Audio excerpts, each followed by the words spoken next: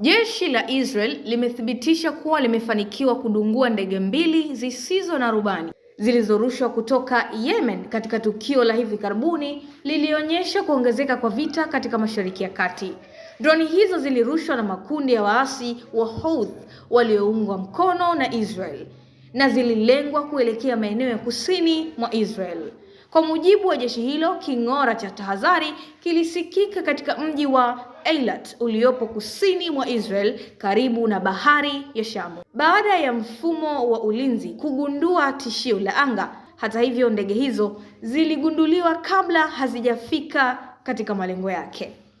Tukio hilo linakuja siku chache baada ya kundi hilo la Houthi kutangaza rasmi kuingia katika vita vinavyoendelea kati ya Israel na Iran, likidai kuwa linafanya mashambulizi kuunga mkono washiriki wake wa kikanda.